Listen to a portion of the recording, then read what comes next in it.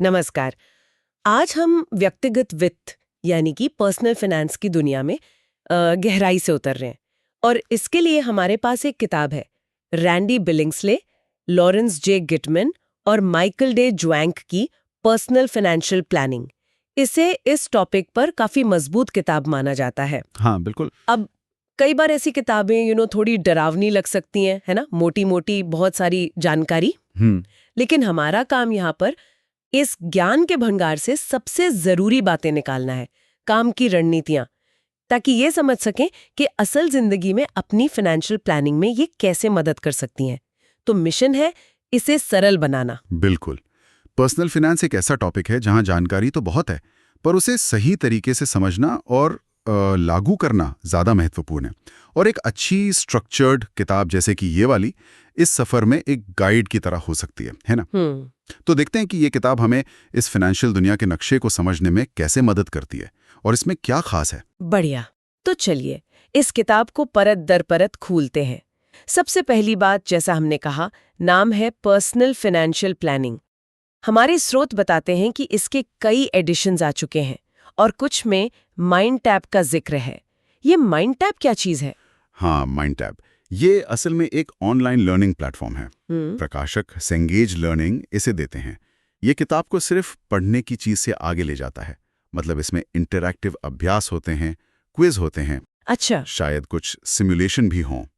तो जो सीखा उसे आप तुरंत परख सकते हैं, मजबूत कर सकते हैं। आजकल की जनरेशन के लिए जो डिजिटल टूल से ज्यादा कंफर्टेबल हैं, ये सीखने का एक अच्छा तरीका हो सकता है। सिर्फ थ्योरी नहीं, बल्कि करके देखना जैसा। दिलचस्प। यानी किताबी ज्ञान के साथ प्रैक्टिकल अभ्यास भी। स्रोत ये भी बताते हैं कि सबसे नया एडिशन 16 माह 2024 में आया है और लगभग 700 पेज का है। 700 पेज, ये तो काफी गहराई तक जाने का संकेत है। हाँ, 700 पेज तो दिखाते हैं कि टॉपिक को काफी विस्तार से कवर किया गया है। ये सिर्फ बेसिक्स नहीं, बल्कि शायद हर पहलू को छूने की कोशिश है। और प्रकाशक सेंगेज लर्निंग एकेडमिक दुनिया में जाना माना नाम है, तो कंटेंट की क्वालिटी का अंदाजा लगा सकते हैं। भारत में पिछले एडिशंस की कीमत भी लगभग 1000-1200 रुपए के आसपास रही है। तो ये स्टूडेंट्स और प्रोफेशनल्स के लिए एक इन्वेस्टमेंट है, कोई हल्की फुल्की गाइड नहीं। ठीक है। किताब के साइज और ये जो नए फीचर्स हैं, माइंड टैप वगैरह, इससे लगता है कि इसमें काफी दम है। पर इसे लिखा किसने है, ये जानना भी जरूरी है। स्रोत बताते हैं कि 3 लेखक हैं। पहले रैंडल एस बिलिंग्सले। हाँ, रैंडल बिलिंग्सले। ये वर्जीनिया टेक में फाइनेंस के प्रोफेसर हैं। लेकिन इनकी प्रोफाइल देखकर लगता है कि ये सिर्फ एकेडमिक नहीं है। उनके पास CFA, FRM और CRRA जैसी इंडस्ट्री की जानी मानी सर्टिफिकेशंस हैं। ओह, CFA मतलब चार्टर्ड फाइनेंशियल एनालिस्ट। हाँ, और FRM यानी फाइनेंशियल रिस्क मैनेजर, CRRA मतलब सर्टिफाइड रिटायरमेंट रेडीनेस एडवाइजर। इसका मतलब है कि वो सिर्फ सिद्धांत नहीं जानते, बल्कि असल दुनिया में इन्वेस्टमेंट मैनेजमेंट, रिस्क और रिटायरमेंट प्लानिंग कैसे काम करती है, इसकी भी गहरी समझ रखते हैं। CFA होने का मतलब है कि जो निवेश वाला सेक्शन होगा किताब में, उसमें सिर्फ थ्योरी नहीं बल्कि प्रैक्टिकल ज्ञान मिलने की उम्मीद कर सकते हैं। पोर्टफोलियो बनाने, विश्लेषण करने जैसा कुछ। बिल्कुल। स्रोत ये भी कहते हैं कि वो टीचिंग एक्सीलेंस और इक्विटी वैल्यूएशन रिसर्च, मतलब कंपनियों के शेयर का सही दाम आंकने के शोध के लिए जाने जाते हैं। उन्होंने अंडरस्टैंडिंग आर्बिट्राज नाम की एक और किताब भी लिखी है। आर्बिट्राज तो फाइनेंस का एक जटिल कॉन्सेप्ट है। सही कहा। और उनका स्टूडेंट्स के फंड को सलाह देना या एक्सपर्ट विटनेस के तौर पर काम करना, ये सब उनके प्रैक्टिकल अनुभव को दिखाता है। अब दूसरे लेखक को देखें, लॉरेंस जे गिटमैन। ये सैन डिएगो स्टेट यूनिवर्सिटी से एमेरिटस प्रोफेसर हैं। और इनके बारे में स्रोत कहते हैं कि अविश्वसनीय रूप से विपुल लेखक हैं, 50 से ज्यादा पब्लिकेशंस। ये तो कमाल है। बिल्कुल। 50 से ज्यादा पब्लिकेशंस लिखना दिखाता है कि विषय पर कितनी गहरी पकड़ है और उसे समझाने की कला भी है। वो प्रमुख फाइनेंस एसोसिएशंस के प्रेसिडेंट रह चुके हैं और एक सर्टिफाइड फाइनेंशियल प्लानर CFP भी हैं। CFP, ये तो इस किताब के लिए खास तौर पर महत्वपूर्ण लगता है। हाँ, क्योंकि ये सीधे पर्सनल फाइनेंशियल प्लानिंग की विशेषज्ञता से जुड़ा है और वो CFP बोर्ड के गवर्नर भी रहे हैं। मतलब इस फील्ड के स्टैंडर्ड्स बनाने में भी शामिल रहे हैं। तो एक लेखक इन्वेस्टमेंट और कॉर्पोरेट फाइनेंस में माहिर, दूसरा पर्सनल फाइनेंशियल प्लानिंग और एजुकेशन में, और तीसरे हैं Michael D Zwang, Arizona State University से एमेरिटस प्रोफेसर। इनके पास भी CFA की डिग्री है। हाँ, और जोएंग ने CFA इंस्टीट्यूट की करिकुलम और एग्जाम कमिटीज में भी काम किया है। ये इसलिए मायने रखता है क्योंकि ये दिखाता है कि वो न सिर्फ सब्जेक्ट जानते हैं बल्कि ये भी समझते हैं कि इसे असरदार तरीके से कैसे सिखाया जाए और कैसे टेस्ट किया जाए। तो ये तिकड़ी बिलिंग्सले का इन्वेस्टमेंट और रिस्क, गिटमैन का पर्सनल फाइनेंस और एजुकेशन और जोएंग का करिकुलम और अकादमिक अनुभव, ये इस किताब को एक बहुत ही मजबूत और कह सकते हैं विश्वसनीय आधार देती है। हाँ, ये तो मानना पड़ेगा। ये सिर्फ ज्ञान नहीं बल्कि अनुभव और सिखाने की समझ का मिश्रण लगता है। बिल्कुल। ऐसे अनुभवी लेखकों के साथ कंटेंट की गहराई और प्रासंगिकता की उम्मीद तो बढ़ ही जाती है। चलिए अब देखते हैं कि इन एक्सपर्ट्स ने इस बड़े विषय को ऑर्गेनाइज कैसे किया है। किताब 6 भागों में बटी है। ये देखना दिलचस्प होगा कि ये स्ट्रक्चर किसी व्यक्ति की फाइनेंशियल लाइफ की यात्रा को कैसे दिखाता है। पहला भाग है वित्तीय नियोजन की नींव, फाउंडेशंस ऑफ फाइनेंशियल प्लानिंग।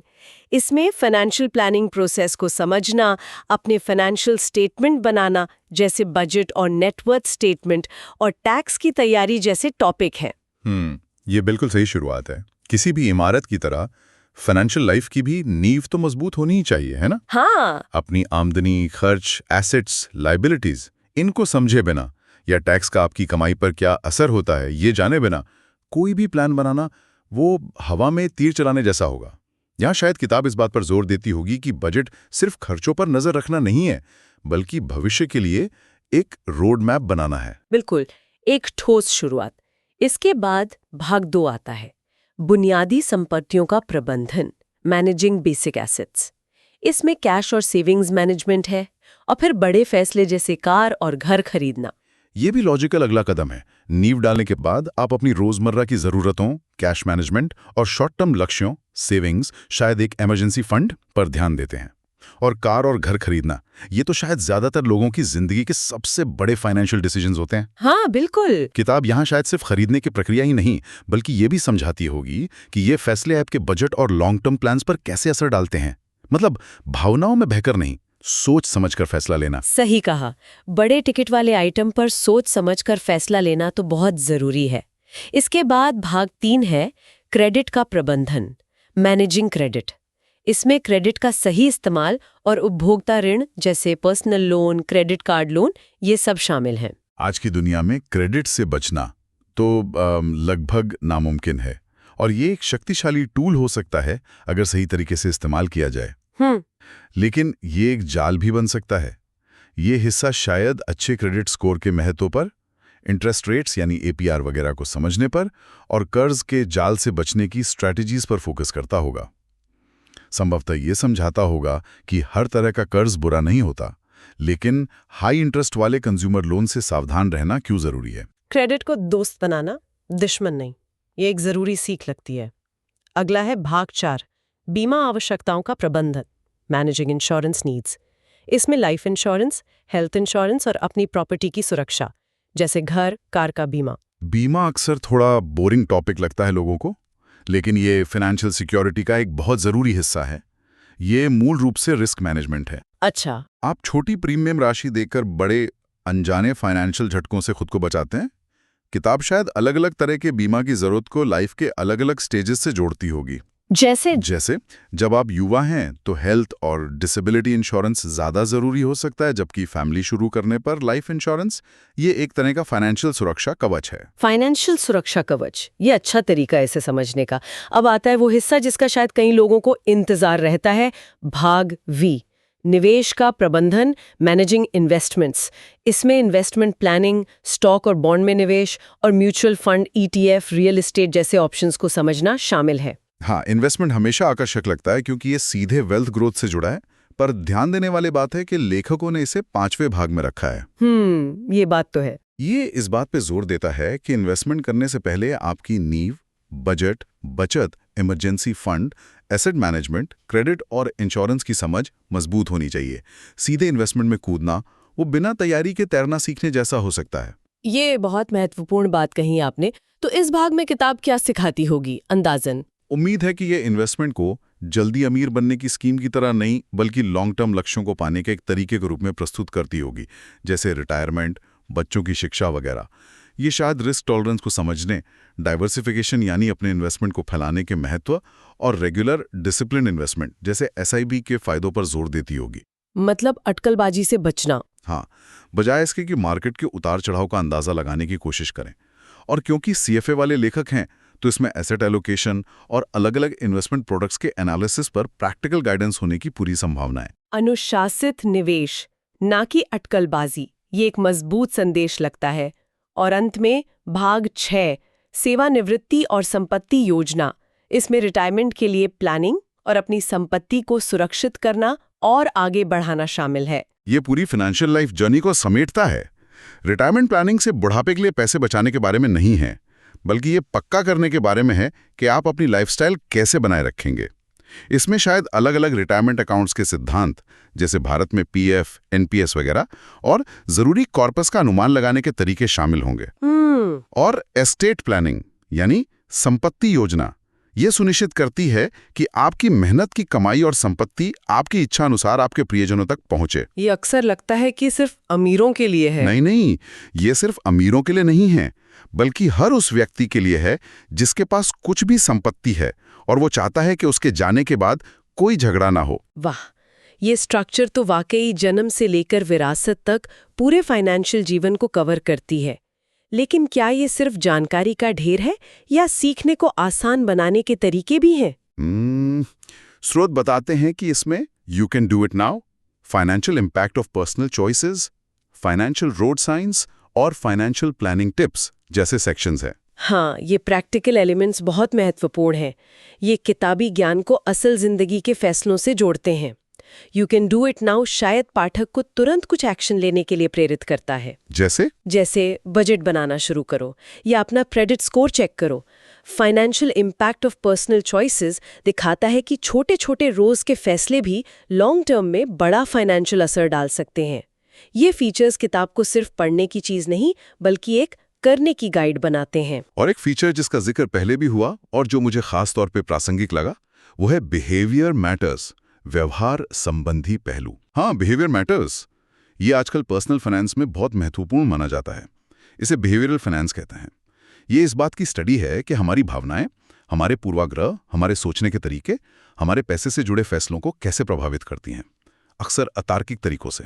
अच्छा, उदाहरण के लिए? जैसे किताब शायद बताती होगी कि कैसे लोग नुकसान से बचने के लिए ज्यादा डरते हैं, लॉस अवर्जन, या हाल की घटनाओं के आधार पर भविष्य का अनुमान लगा लेते हैं, रीसेंसी बायस। इन व्यवहारों को समझना हमें बेहतर निर्णय लेने में मदद कर सकता है। ये मानना कि हम हमेशा लॉजिकल नहीं होते, फाइनेंशियल सक्सेस की दिशा में पहला कदम हो सकता है। खुद को समझना ताकि हम अपने ही फाइनेंशियल दुश्मन ना बन जाएं। ये तो बहुत गहरी बात है। और इन सब के साथ वो माइंड टैप जैसा डिजिटल प्लेटफॉर्म और अपेंडिक्स में financial tables, spreadsheet guidance, calculator का उपयोग और प्रैक्टिस प्रश्न, ये सब मिलकर इसे एक कंप्लीट पैकेज बनाते हैं। निश्चित रूप से ये सिर्फ जानकारी देना नहीं है, बल्कि स्किल डेवलप करना और उस ज्ञान को लागू करने के लिए टूल्स देना भी है। फाइनेंशियल टेबल्स और कैलकुलेटर गाइडेंस प्रैक्टिकल कैलकुलेशन में मदद करते हैं, जबकि प्रैक्टिस प्रश्न समझ को मजबूत करते हैं। तो अगर हम इस पूरी चर्चा को समेटें, हमारे पास 3 बेहद अनुभवी लेखक हैं। उनका एकेडमिक ज्ञान और प्रैक्टिकल अनुभव का बैलेंस बहुत प्रभावशाली है। हाँ, किताब पर्सनल फाइनेंशियल प्लानिंग 16वां एडिशन 2024 काफी व्यापक है, 700 पेज, और ये पर्सनल फाइनेंस के लगभग हर पहलू को 6 लॉजिकल भागों में कवर करती है, नींव से लेकर विरासत तक। और ये सिर्फ फैक्ट्स की लिस्ट नहीं है, इसमें माइंड टैप जैसे डिजिटल लर्निंग टूल है, प्रैक्टिकल टिप्स देने वाले सेक्शन है, डिसीजन मेकिंग में मदद करने वाले फ्रेमवर्क हैं, और सबसे महत्वपूर्ण बिहेवियरल फाइनेंस के प्रिंसिपल्स को शामिल किया गया है। ये इसे आज के समय में बहुत प्रासंगिक बनाते हैं। ये एक सीखने का पूरा इकोसिस्टम बनाने की कोशिश लगती है एक तरह से। असल मतलब क्या है? मेरे लिए ये किताब उन लोगों के लिए एक जबरदस्त संसाधन की तरह लगती है जो अपने फाइनेंशियल जीवन पर नियंत्रण पाना चाहते हों, चाहे वो छात्र हों या कामकाजी पेशेवर। ये सिर्फ क्या नहीं बताती, बल्कि क्यों और कैसे पर भी फोकस करती है। इससे पढ़ने वाला सशक्त महसूस कर सकता है। सहमत हूं। ये थियोरेटिकल समझ को रियल वर्ल्ड एप्लीकेशन से प्रभावी ढंग से जोड़ती है। लेखकों की क्रेडिबिलिटी इसे विश्वसनीयता देती है। चाहे इसे क्लासरूम में इस्तेमाल करें या कोई खुद से पढ़े, इसकी संरचना, प्रैक्टिकल गाइडेंस और लर्निंग एड्स, इसे फाइनेंशियल लिटरेसी बढ़ाने के लिए एक मजबूत दावेदार बनाते हैं। हाँ, 700 पेज का मतलब है कि पाठक को समय और मेहनत तो लगानी होगी। ये कोई फटाफट गाइड नहीं है, बल्कि एक विस्तृत अध्ययन है। यानी यह एक गंभीर प्रयास है, लेकिन शायद उतना ही फायदेमंद भी। ये जानकारी को सुलभ बनाने और पाठक को ये महसूस कराने का एक तरीका लगता है कि वो अपनी फाइनेंशियल किस्मत खुद लिख सकते हैं। बिल्कुल। और यहीं पे एक दिलचस्प सवाल मन में आता है, जिस पर शायद ये किताब भी सोचने पे मजबूर करती हो। क्या? पर्सनल फाइनेंस में सफलता के लिए क्या ज्यादा चुनौतीपूर्ण है, इस तरह की किताब से ज्ञान हासिल करना, या फिर उस ज्ञान को लगातार अनुशासित तरीके से अपने जीवन में लागू करना? ज्ञान बनाम क्रियान्वयन। हाँ, ज्ञान और क्रियान्वयन के बीच का ये जो पुल है, वो अक्सर सबसे लंबा होता है। इस पर विचार करना हमारे लिए एक अच्छा अंतिम विचार हो सकता है।